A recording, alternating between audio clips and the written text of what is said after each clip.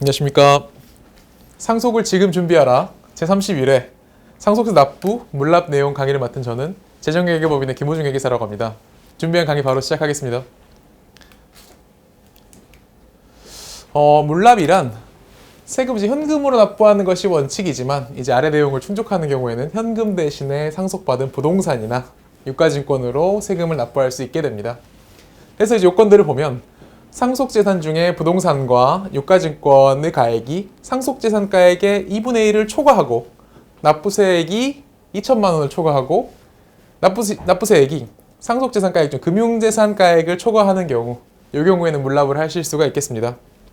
한 가지 첨언해서 말씀드리면 최근에 개정된 내용 중에 2023년부터는 이제 문화재나 미술품으로도 요건을 충족하면 물납이 허용된다는 점 이것도 첨언해서 말씀드렸습니다. 그래서 사례를 통해서 이제 계산을 해보자면 이제 물납 가능한 금액이나 순위 같은 것들을 조금 알아보겠습니다. 상속인이 상속받은 재산은 400억 원 정도로 보고 주식 300억 원, 예금 50억, 부동산 50억 원인데 여기 주식 300억 원은 상장 주식 100억 원, 이제 황금성이 높은 상장 주식 100억 원, 그리고 비상장 주식 200억 원, 그리고 예금은 50억 원, 그리고 부동산이 50억인데 이 중에 상가가 40억 원, 거주주택 10억 원입니다. 그래서 간단히 말씀드리면 이렇게 이제 황금성이 강한, 황금성이 높은 상장 주식이나 예금을 처리하는 방식이랑 이제 부동산이나 비상장 주식을 처리하는 방식이 각각 다른데 이것들도 계속 말씀드리겠습니다. 그래서 예상 상속세가 200억 원이면 이제 물납 가능한 금액이랑 순위는 과연 어떻게 되는지 계산해 보겠습니다. 첫 번째로 물납 요건을 좀 판단해 보겠습니다.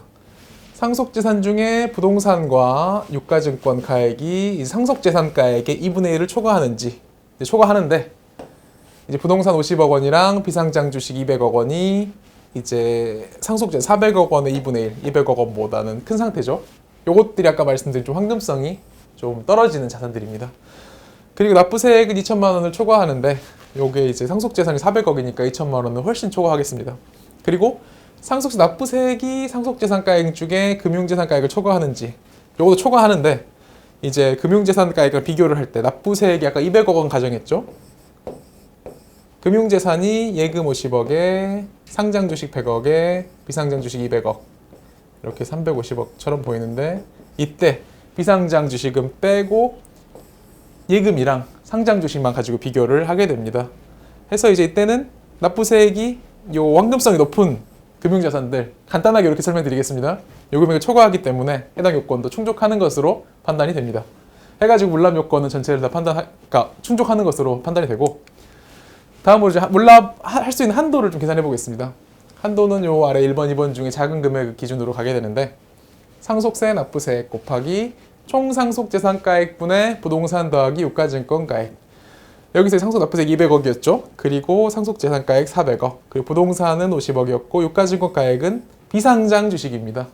아까 황금성이 낮은 부동산이랑 비상장 주식을 가지고 계산을 하고 있는 점을 이제 확인하실 수가 있습니다. 해서 계산을 해보면 125억 원으로 산정이 되네요. 그 다음으로는 상속세 납부세액 중에 현금화가 용이한 금융재산과 상장 주식 등 상장 유가증권가액을 초과하는 금액.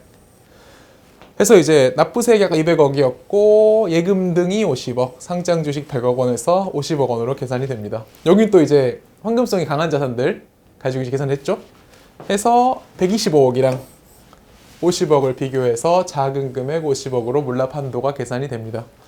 이제 요거는 뭐 간단히 말씀드리면은 황금성이 강한 자산들을 먼저 내고 나중에 이제 물납을 할 수 있는 황금성 낮은 금액 가지고 물납을 어떻게 할 것인가에 대한 내용을 그것들을 이제 한도로 삼는다고 간단히 이해하셔도 되시겠습니다.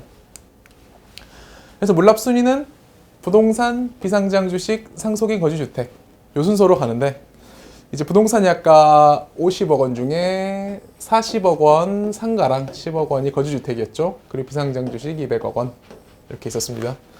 그래서 상속세 200억 원 중에 이제 물납은 50억 원 아까 계산 한도 내에서만 허용이 되고 부동산 40억 원 먼저 내고 요거 먼저 내고 비상장 주식 10억 원으로 이 중에 10억 원 나머지 내고 나면 상속세 거주주택은 이제 물납이 안 들어가겠습니다.